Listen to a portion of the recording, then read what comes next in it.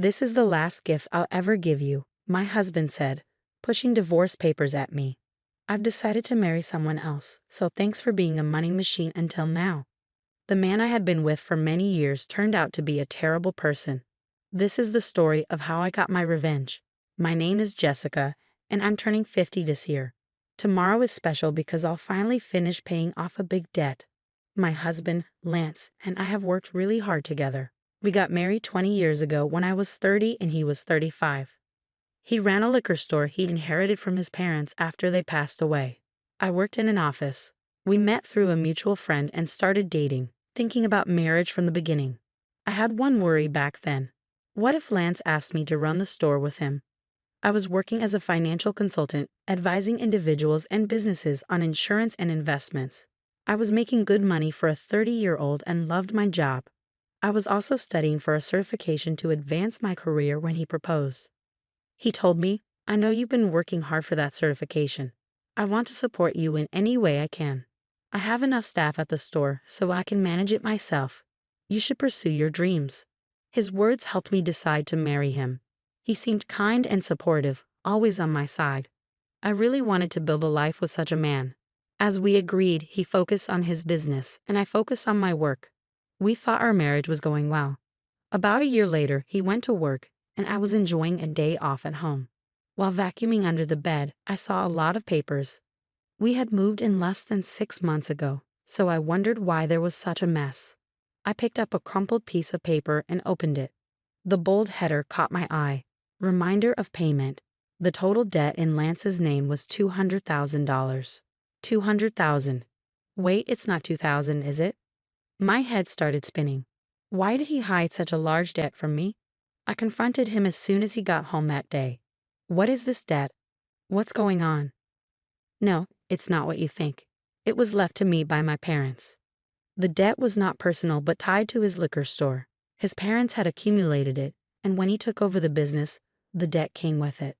It was secured by the land and the house we lived in, so he had no intention of renouncing the inheritance.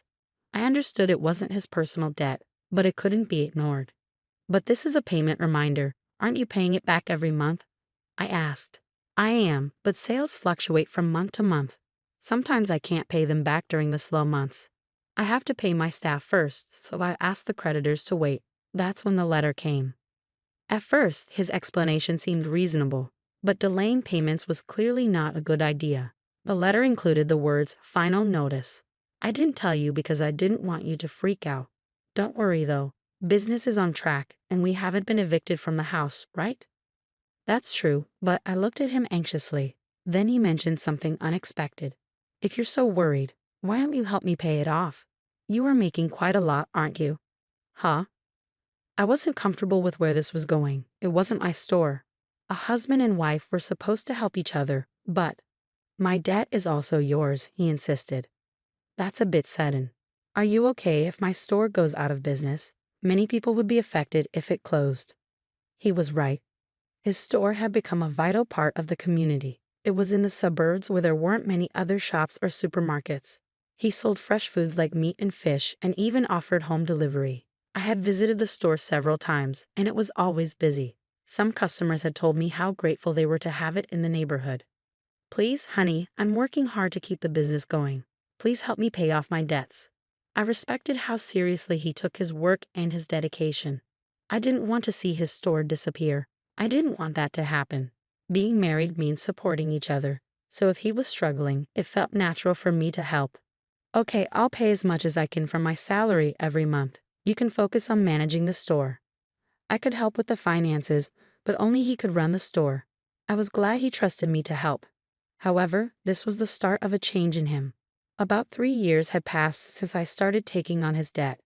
He often came home late. "What were you doing until this late? Were you drinking?" "I just had a few drinks with my customers." "Honey, did you make the payment this month?" For some reason, he sounded condescending. "I did last week." "Why?" "The store depends on you. You better keep paying on time." When he was drunk, he would give me orders. At first, I thought it was just the ramblings of someone who'd had too much to drink, but it started to bother me when it happened repeatedly. He acted like it was normal for me to handle his debt. By the way, Matt has a third kid now. I envy him. Matt was his high school friend who also had his own business, and his wife worked with him in the store. I've been wanting to talk to you about that. Don't you think it's time for us to start a family? His reaction was very cold. What? A baby? My business has just started to pick up, and we're still in debt. How can we be so irresponsible? That was his response. I tried to keep my frustration in check. Matt has 3 children now, right? We can manage one too. His parents are still around, and his wife works in the store. We're not in the same situation. I couldn't argue with that. I had always dreamed of having children after getting married, but it seemed that dream was slipping away. So, until I pay off all your debts, we can't have a baby. Well, I guess that's how it will be. If you make a lot of money and pay off the debts quickly, I'll consider it. His mean smile disgusted me, but I was eager to pay off the debts as quickly as possible. I was so focused on starting a family that I didn't think clearly about the situation. From then on, I worked tirelessly for Lance. I pursued additional qualifications, took exams for promotions, and secured a salary increase. I started earning much more than most women my age. I even made extra payments, but the debt didn't disappear quickly. Before I knew it, I turned 40 and had to give up on having children. I told myself I still had my husband, and that was enough. He depended on me, and I was willing to do anything for him. As long as I believed that, I remained happy. But Lance started coming home later and later, sometimes not until the morning. I was working in the store one morning when I realized how late it had gotten. I had to go out with a customer, and when I returned, the sun was up. Seeing Lance working so hard to keep the store going made me feel like I had to do my best as a wife too. We were in this together, working toward a better future. Months and years passed, and finally, the day came when I was ready to make the last payment. I had given up all kinds of luxuries to pay off the debt, but now that was over. I could finally use my hard-earned money the way I wanted. I realized that since getting married, I had been so focused on money. We had never taken a vacation or dined at a nice restaurant. Now in our 50s, I hoped we could finally enjoy those things. On the day of the last payment, I took a day off. I made a special dinner, prepared a bottle of wine, and baked Lance's favorite chocolate cake. I wanted to celebrate our new debt-free life together. When he came home from work, I had everything set up and said, "It feels like the last 20 years have gone by so fast, doesn't it?" He seemed to be trembling and kept his head down. I thought he might be crying from happiness, but then he started laughing in a way I had never heard before. "What's going on? Are you okay?" The man who was supposed to be my husband said something shocking. "You are dismissed. I'm grateful for the past 20 years. Thanks to you paying off all my debt, I'm free now. Great job. I don't need you anymore." "What are you talking about?" I was completely confused. Then he pulled something out of his bag. "This is my last present to you." The bold letters on the paper read "Petition for Divorce," and it hit me hard. He continued proudly, "I've decided to marry someone else, so you're no longer useful to me. Thanks for being my cash dispenser all this time." "You're getting remarried? Have you been cheating on me?" I remembered how he always came home late, claiming it was for work or socializing. While I was working hard to pay off his debt, no way. He kept his smug expression. "I would never cheat. I've already found someone else I want to marry. I wanted to wait until you cleared my debt before divorcing you." Tears filled my eyes as I looked at the ruined celebration. "Get out of here." He handed me the divorce papers. My anger flared up faster than my sadness or despair. "Fine, but you won't regret this," I managed to say through clenched teeth. "No, I won't. Why would I regret divorcing an old hag like you?" "An old hag? If I'm that, then you're just an old fart," I shot back. His delusions were so ridiculous that I regained my composure and took the divorce papers. "I'll take these for now, and I'll be in touch," I said as I packed up my things and left. It was shocking how easily 20 years of marriage had come to an end. Alone, I finally let the tears of emptiness and frustration flow. I contacted my attorney for the divorce agreement and asked for a background check on his new bride. Soon after, I got a call from Lance. "Hey Jessica, what's with this document?" He sounded furious, and I could almost picture him fuming on the other end of the line. I stayed calm. "That's the divorce agreement. What's the problem?" "I know what it is, but why do I have to pay you back for this loan?" He sounded panicked and kept yelling, "This is crazy. This isn't right."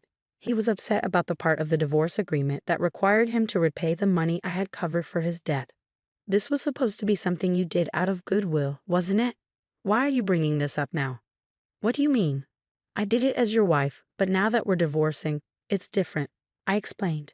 Then the regret you mentioned is, he finally understood. When he asked for a divorce, my immediate thought was to make him repay the debts.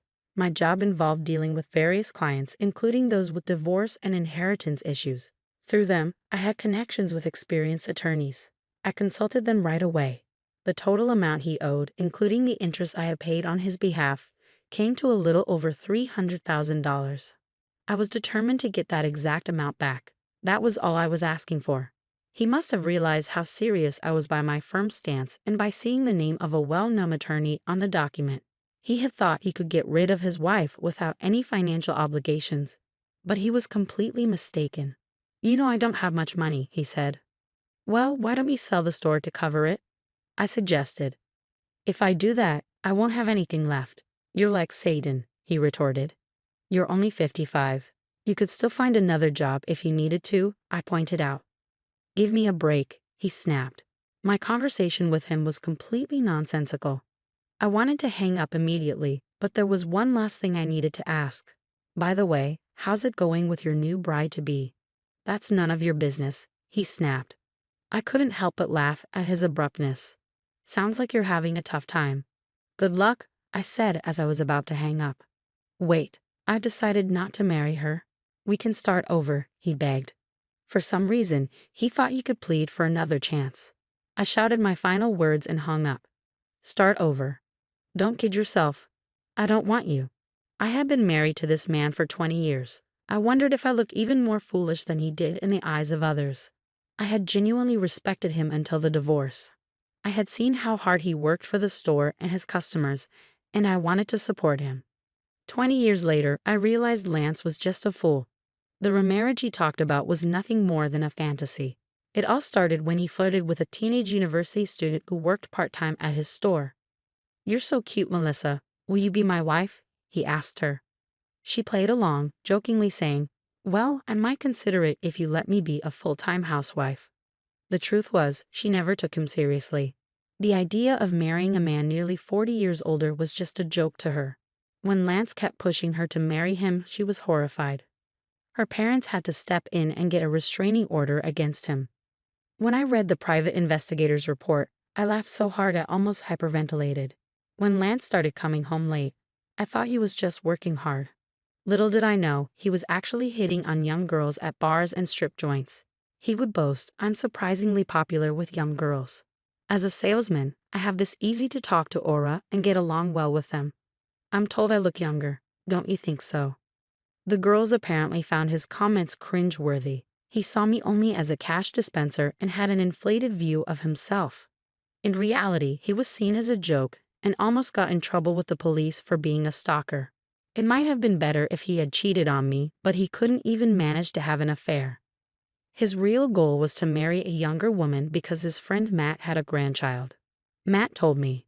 As soon as he saw my grandchild, he said he wanted one of his own. I scolded him for saying that. You were paying off his debt, and I was very tough on him. But I didn't know he'd go this far. He was completely humiliated.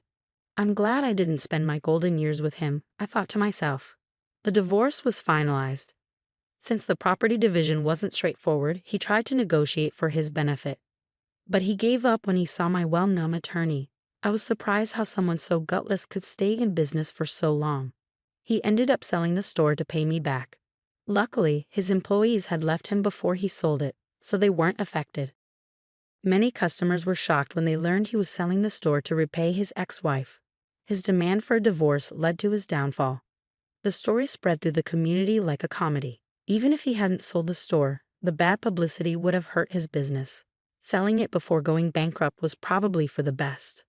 The money from the sale wasn't enough to cover what he owed me, so he still works part-time jobs to repay me. I occasionally get messages from him. It was all my fault. Can we get back together? I was crazy back then because Matt was showing off his grandkid. Despite blocking his number, he kept calling from different phones until my attorney warned him, if you contact your ex-wife any further, we'll file a restraining order. The calls stopped after that. As usual, he's scared of the attorney. By the way, guess what I do now? I'm a marriage counselor. When I turned 50 and wanted a new career, a friend opened a matchmaking business and I joined her. I left my old job to help singles find partners and offer advice on financial matters between couples, like insurance and investments. It's been a success, and the number of clients quickly grew. Couples who want honest and thorough discussions appreciate our unique service. I've learned a lot from my own experiences and don't want others to make the same mistakes I did. Although my salary is a bit lower now, I enjoy helping others find happiness every day. I found my own happiness after getting rid of my ex-husband, and now I'm dedicated to helping others find theirs.